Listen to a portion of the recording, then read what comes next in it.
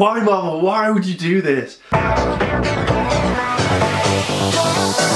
reason why we're talking about, I'm a little bit full of cold, so I apologise if I sound nasally or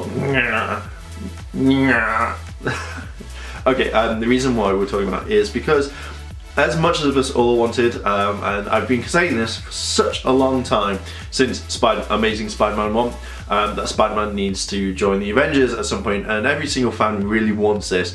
And it kind of looks like we might be getting him, but at a price. So a while ago, Sony, again, was hacked. Why, Sony? Why are you getting hacked all the time? You really need to invest in some amazing, like, CIA, FBI software that just literally just starts to spend that money. Spend some money, guys. Stop the hackers. It just constantly. This is the reason why I don't really have a PS3 or 4 yet. Until you sort that shit out. Because obviously they got hacked and a load of films got released, some emails from Sony and Marvel happened, and this was quite fun. It was like saying, yes, Spider-Man might be joining Marvel, or something like a 60-40 split. So again, it's been one of those things where it's like literally, like Marvel needs to go to Sony and go, bam, there's some money. Hey Fox, bam, there's some money. Having everything back now that we're making that nice little change. There are a few things that I'm going to list out why this is actually kind of now a bad idea, and my mind's gone, what? We all know that Andrew Garfield plays an amazing Spider-Man. He's better than Tobey Maguire. Seriously, I hated Tobey Maguire. I always thought it was the guy, I can't remember his name now, but I always thought the best person to play Spider-Man in the Maguire universe is the guy who played Venom. I can't remember his name. His name was Eric from that 70s show. He just, to me, was the perfect choice. And to be honest, I still kind of think he would be. But now that he's been classed as Venom, I don't know. I don't know if you just brought him good. If you brought him in and he was like, yeah, I'll do it. I'm like, oh, it's Venom. Get him back to play. No, I need a kind of big guy, like that, to play it.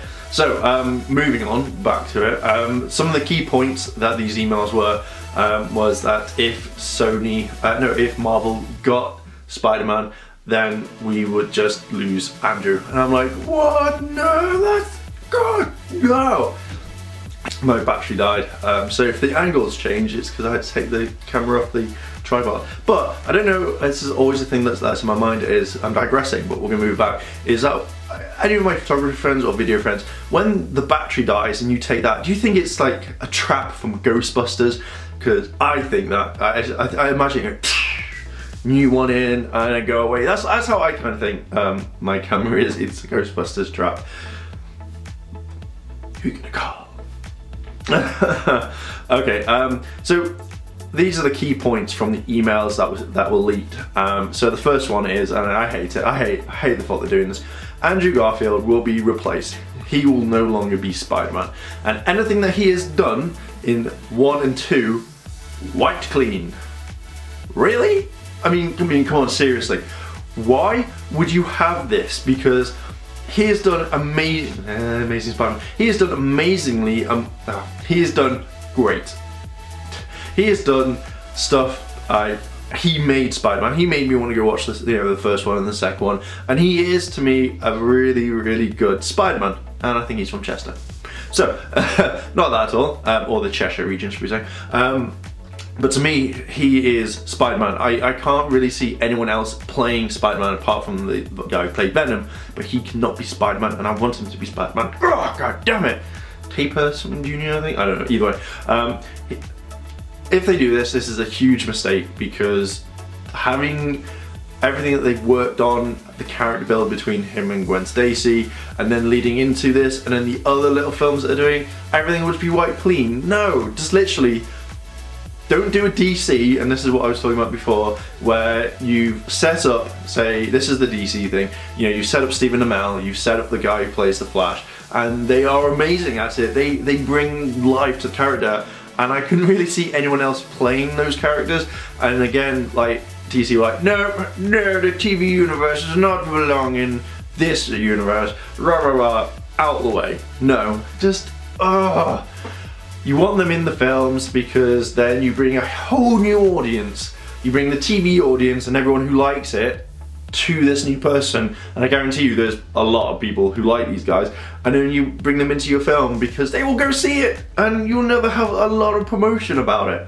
You know, come on, I wanted to buy the Lego Batman game because Stephen Amell was Green Arrow, or Arrow, should we say, and I don't like Batman that much, and this just, So that would be Marvel's mistake if they got rid of Andrew. Now this one, I was thinking, I can understand that if they do it, they're going to skip an origin story because, yes, we don't need an gotta reboot, let's have an origin story, because that is what we do. Yes, get rid of that. So they said it's Marvel will skip an origin story and start their version of Spidey as one that sees Peter already leading a double life. So that is not too bad. Literally, I can, you know, it's just having it brought in because we know the origin of Spider-Man. It's been done before and it's been done twice. So they don't really need to kind of reboot that thing. So I'm glad that they would have kind of skipped that and then were like, oh, we're just gonna have it. It's like, but no origin story, just straight into it with a bad guy, and hopefully, I'm hoping that they would probably follow on from it so that Gwen's dead, but if they wipe the slate clean, just, no. That whole thing where she's falling from the clock tower and he reaches out with the web and then dead, I like that. Good story. It made me go, wow, in the cinema, not many films make me go, oh, the imagination of the pictures. The third part is that Marvel wouldn't focus on the love life of Peter. And I don't know, because in the first one and the second one, it didn't really bother me at all. I think maybe the end of the first one where it's like, you know, you should not bring my daughter into it, and he distances himself. I think that's fine. You know, that was okay. There wasn't a lot of love interest. Not that I could see, not like thrust in your face, kind of like, here you go, drown on that sort of thing. Not particularly bothered about that at all. You know, it's absolutely fine. I think Spider-Man, Amazing Spider-Man 1 and 2 had enough kind of, how do we say, had enough kind of balance between this, and that's what I kind of like. I like the fact that there was no major, big, in your face, I'm just repeating myself, in your face kind of romance, and apparently, you know, I think a little bit is fine. So I think the way I could see Amazing Spider-Man 3, if they went ahead with it, would be the fact that there's, like, you know, Spider-Man's fighting his villains and stuff like that, and then all of a sudden at the end it's Mary Jane going, you just hit, face it tiger, you just hit the jackpot. Perfect. And just realise this, if they do wipe it clean, there won't be a black hat for a while. Don't do it. Don't just, I want this to stay in Sony's hands. I don't care. I want at least black hats to turn up once, not in video games, and actually be it, so I can be like, yes, I like black hat. Digressing. The fourth one from the main universe is the Civil War appearance. That it's coming, the scripting's coming to an end, so they're going to put him in. An appearance in the Civil War is still possible, but as the script is just about finished for the film, the clock is still ticking. I would quite like it. I don't know if they're gonna have a line or if Spider-Man's just gonna turn up and help. I think cool. I think when I first heard this, I was like, holy shit, this is amazing. Bam, I really can't wait. And I was so happy about this because it was finally like, yes, they're listening. But now with all these key parts, I'm like, oh, really? I don't want this. I want them to keep Andrew. I want them to keep everything the same because it did so well. I know a lot of people are like, what? I hate Spider-Man because he didn't do this. And no, it's like, Spider-Man, he is Spider-Man.